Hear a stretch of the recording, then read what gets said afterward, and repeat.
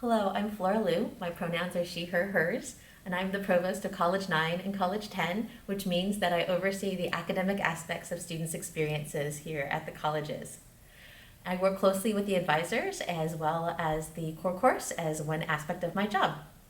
I'm also faculty in environmental studies, and I received my undergraduate degree from Stanford and my doctorate from the University of North Carolina at Chapel Hill.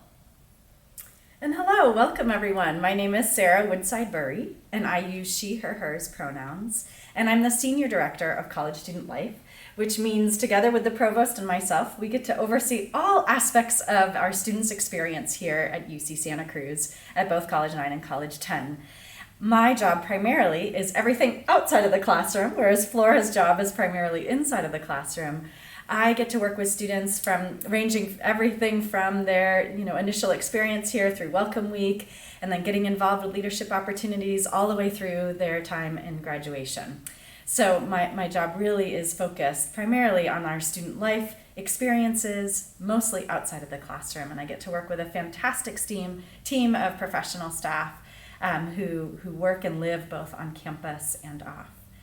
And I just want to say that you made an excellent choice in coming to the University of California, Santa Cruz, and particularly to our two colleges, but primarily because UC Santa Cruz is both a public research-run institution as well as benefits from the small college model, which allows our students to live and go to a core course all together during their first year and get to know each other and get to know the themes of that college really well. And that unique opportunity is such a blessing. And I say that as part of my introduction because I'm a product of the college system myself. I graduated with my undergraduate degree in sociology at the University of California, San Diego, which is also a campus that is based on the college model. And I later pursued my master's degree in student affairs and higher education, which is what I get to work in today from Colorado State University. So again, welcome. We're glad you're here. Welcome to College 10. We are so excited for the year ahead, even in these unusual circumstances. And we wish that we were doing this introduction with you in person. But we wanted to take the opportunity to share with you what your student can be expecting in the next few months and the next few years of their UCSC experience. So what we'll do in this short video with you today is to introduce you to the various aspects of our two colleges. And as I described before, UCSC is unique because we're based on the college model, but colleges 9 and 10 are even more unique because we were the first two colleges formed at UC Santa Cruz with one shared administration. So that means both the Provost and myself are full-time really thinking about and focusing on your students' holistic education, both inside and outside the classroom. And we were formed together as one administration, but also because our themes of both College 9 and College 10 are obviously unique, but they're also intertwined. And so we're able to combine a lot of our programs and activities and events to be complementary to each other, as well as distinct opportunities for each one of our colleges. So what we're going to do in the video is try to explain all of these different opportunities for your students throughout their course of their career here at UC Santa Cruz and within our colleges. And we'll point out the areas that might be distinct or unique. And in fact, your students will be immediately starting to participate in Welcome Week activities, many of which, again, will be combined, but some of which will be very distinct and unique for each college. So we look forward to sharing more with you. The Terry Freitas Cafe is a special part of our communities located here at College 10. It was founded in the early 2000s, right after the founding of College 10, and it was originally named Café Revolution. The vision of the cafe that was inspired by students working with our first coordinator for residential education was that this would be a space where students could stop by, grab a coffee, have a chat, have a place to hang out in between classes. In 2012, Café Revolution was renamed the Terry Freitas Cafe in the honor of Terry Freitas, who was a student at UCSC and someone who was very committed to our theme of social justice and community. He was working with an indigenous group in Colombia, the UA, when he was sadly killed in 1999. The work that he was doing was around environmental protection, the rights of women and other people, and educational equity. The example of Terry imbues this space. This is a space that's run by students for students. And there's a variety of different activities here, from open mic nights to the aptly named Terry Talks. In the coming year, this will also be a space in which the basic needs of students will be supported, and we're really excited about that.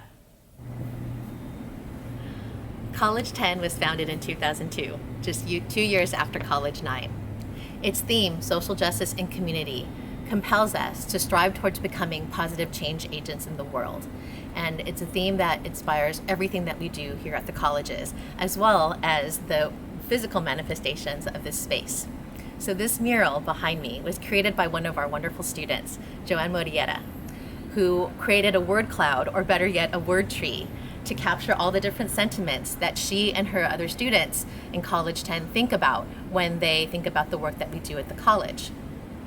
Social justice and community is a theme that is even more critical now than ever before.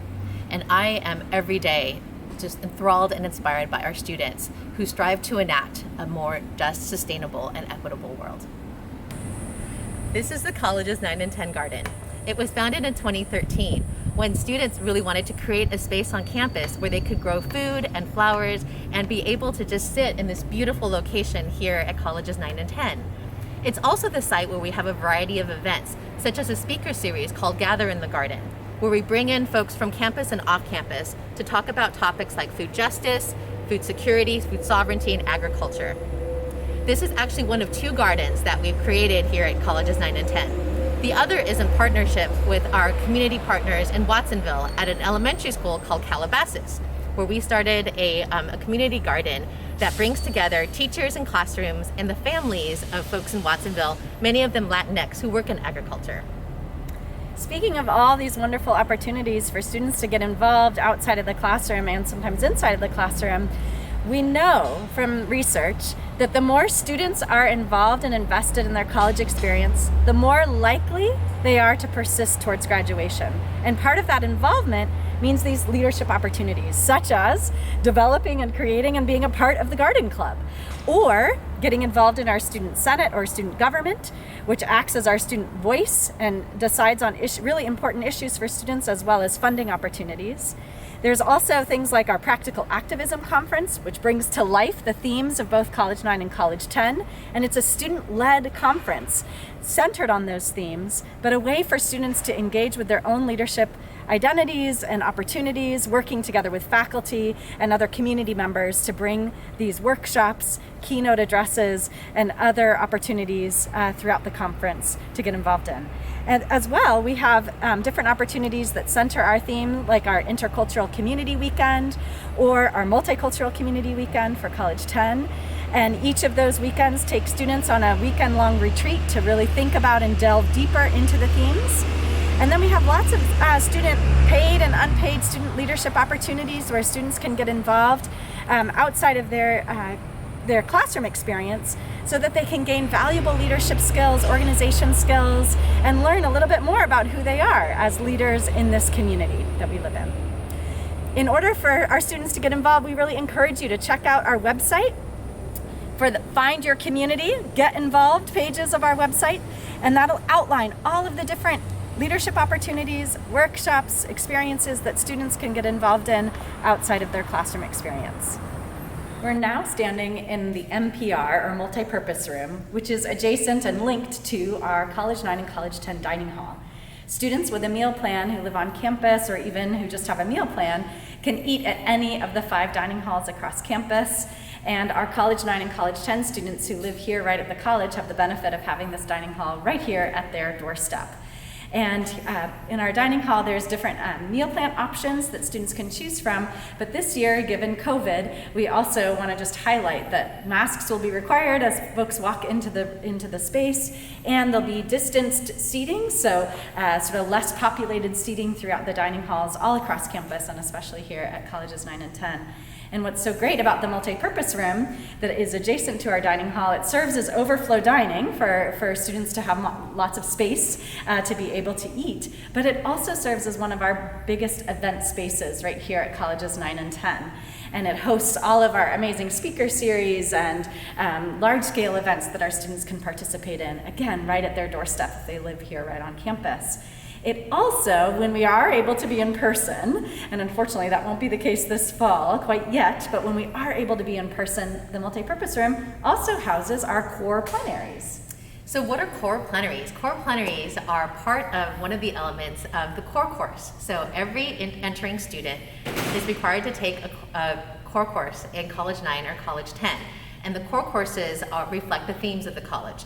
So these classes are comprised not only of 2 or 3 plenaries that happen throughout fall quarter. And what plenaries are they are large events where we have a speaker or a panel or a film that bring together the full entering class of College 9 and College 10 to learn together. So the plenaries are one element. The other element are small class sessions and seminars where students work with an instructor, and they're in classes of about 25 students. And that can be Monday, Wednesday, Friday, or Tuesday, Thursday, according to their schedule. And in these classes, students are learning a variety of things. They are learning something called academic ethos. So what are the academic skills that students need to be successful here at UCSC in their college experience? And so what core teaches them are things like analysis, critical thinking, metacognition. And metacognition is basically reflecting on your own learning to be a more effective learner. Core supports them in engaging with others across difference, and also something called self-efficacy, which is the ability of students to be able to propose and grapple with positions that are perhaps non-dominant or ones that sort of challenge other folks' ways of thinking, and how we can have conversations that are academically rigorous and encompass a variety of viewpoints. So as Provost, I work together with a wonderful faculty of instructors who are tasked with supporting the students in their first quarter of their time here at UC Santa Cruz. And this is important because the instructors know if students are thriving, if they're coming to class, and if they are struggling a bit, we connect with them immediately to get them back on track. Also, the learning community that's created by Core Course offers the opportunity for students in College 9 and College 10 to be able to read from a common group of texts. And so students are learning about critical reading, they're gauging across different ideas, and this provides them lots of things to discuss at the dining hall table, in their dorm rooms, and like sort of late night conversations where so much of these ideas are really made more concrete. So this year, the core seminars, because of the small class size, they will be held in person, but we've been working hard with our faculty to make sure that we are following COVID protocols and keeping everyone safe. In terms of classroom cleaning and the wearing of masks. The core plenaries, because in the past they've encompassed hundreds of people in the multi-purpose room, they will not be held in person. They will be held remotely with the option of smaller Q&A discussions, either for less than 50 people, held in a room outside with some of the speakers. But we are being very mindful of COVID protocol in terms of implementing core this year. So I'm standing now right next to Namaste Lounge, which is one of our larger lounge spaces here at College 9 and College 10. It's a great space for students to just come and study and hang out and socialize. There's outdoor picnic tables and inside comfortable seating as well as study space. And this lounge will be open this year for students to use. It's also typically a place where we do events, small scale events for students to engage with faculty outside of the classroom, but also to do some fun social events. And this past year, it actually was the home of our COVID testing program because we had a number of students living on campus at colleges 9 and 10 this past year.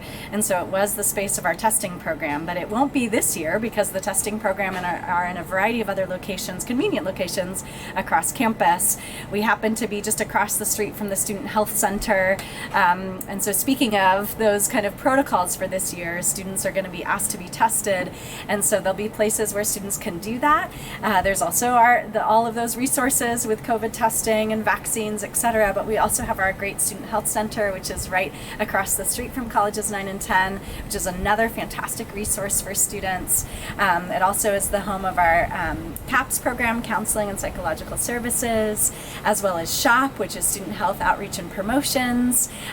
So lots of different resources that are right here, but then there's tons of resources all across the campus, sprinkled throughout, where students can get the support that they need, whether that's emotional support, physical support, anything. There's lots of different resources. Sled support is another one of those resources. I could go on and on, but really we want to encourage our students to ask for help when you need it. Reach out to us as staff and faculty. Let us know what you need, and we can point you in the right direction to get the help and the resources that you might need while you're here on campus and in Santa Cruz. So whether you live off campus in Santa Cruz or you live here on campus, all of these resources are available to you, and they're even available virtually as well. So many of our offices are reopening this year. They'll have their hours posted on their websites, but then they're also going to be available for virtual appointments and virtual resources that you might need if you're truly remote.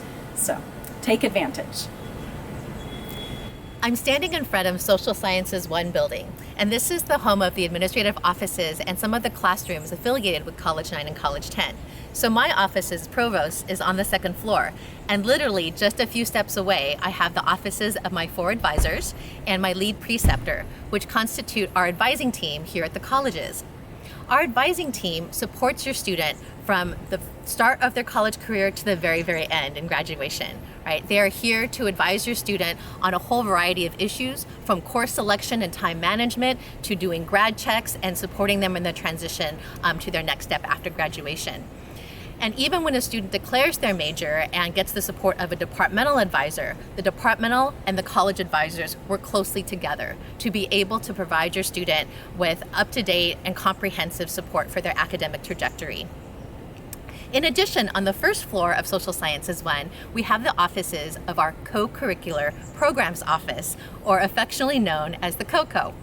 And the COCO is a unique unit at colleges 9 and 10. And what it does is it actually puts on a whole suite of extraordinary events, plenaries, conferences, retreats, and classes. And I wanted to emphasize that the COCO supports some of our student-led, student-taught courses. So earlier we talked about the core course, which is the required class for all entering students in their first quarter. In College 9, students in the core course are learning things related to our themes, such as immigration, global inequality, political change, globalization. In College 10, at the core course, they learn about race, class, gender differences and justice, climate change and climate justice, environmental justice. And oftentimes when they're learning about these topics, they want to be able to take action and to delve deeper. So the 85 classes, and so in College 9, the 85 class is called Global Action. In College 10, the 85 class is called Social Justice Issues Workshop, are student-facilitated classes that enable students to do a group action project related to the themes of the college. And these classes are facilitated and taught by students who have gone through core course and taken 85 in the previous years. So they enroll in an upper division 191 class, which enables them to get the skills to facilitate and co-teach the class with support of our wonderful staff at the COCO. Why is this important? It's important because increasingly, employers and graduate schools are looking for students who not only have a strong academic transcript and coursework, but also what we call soft skills, or what I like to call 21st century skills. And these are things like teamwork, problem solving, engagement across difference, cultural competency, the kinds of skills that colleges 9 and 10 are uniquely positioned to provide. So here we are in the College 10 quad, which houses our 3 residence hall buildings that are affiliated with College 10. Each of these residence hall buildings house first year, second year students, as well as our continuing students in single, double, and triple rooms. Each of those rooms are all on a hallway that have a shared restroom for all of the residents of that floor. And then also in our buildings, we have a couple of study lounges or study spaces, as well as a couple of laundry rooms that are shared by all of the residences or residential students in these 3 buildings. These buildings are aptly named and were voted on by College 10 students many years ago. And so they exemplify the College 10 theme. We have 3 different buildings: Amnesty House, Ohlone House, and Angela Davis House. Also, College 10 residence halls are the home of Rumi's Field, which is our nonviolent communication floor, which is a theme floor at College 10 that again exemplifies and gives students the opportunity to truly dig into nonviolent communication as a model or a practice for building social justice, communication again across difference, and trying to exemplify that College 10 theme of social justice and community. Rumi's Field is named after the Sufi poet Rumi, and it really, again, brings students together in thinking about and grappling with issues of nonviolent communication. This year, due to COVID, we will have students occupying all of the spaces here at College 10 in our residence hall spaces.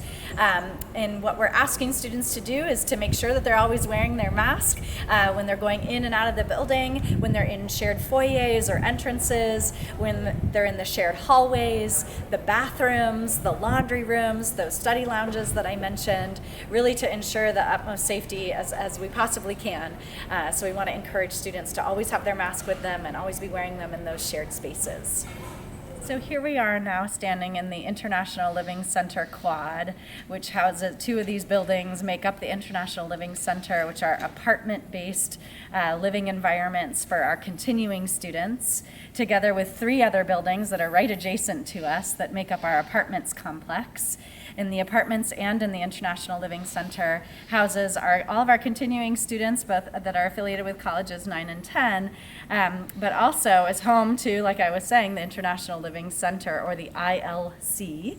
The ILC, similar to in our College 9 residence halls where we have an I floor, it's a similar kind of community that really exemplifies primarily the theme of College 9 and of international and global perspectives, in that it houses about 50% international students or exchange students, as well as 50% U.S. students, in an opportunity to engage across cultures, across difference, and get to know each other across borders. So we love to be the home and the host of so many of our international students that are affiliated both with our colleges. And this environment that we're standing in is right at the northern boundary of our campus, and so our students get to benefit both from the indoor spaces and some of our lounge spaces, but also this beautiful space. And just right up here, there's the entrance to some trails to the northern campus boundary, and students can go for hikes, they can go for mountain bike rides, and really enjoy this incredible natural environment that we have here at UC Santa Cruz, where the redwoods meet the ocean, and there is a really rich both natural and cultural history of this region. We're on the traditional territories of the Awaswas Nation, the UP tribe, now represented by the Amamutsan tribal band. So it's a really fantastic place, to be nurtured not only in mind, but also in body and spirit out here at Santa Cruz. So again, we just want to close this video presentation by saying congratulations and welcome to UC Santa Cruz, and particularly welcome to College 9 and College 10. We're so thrilled to be welcoming you to this beautiful place.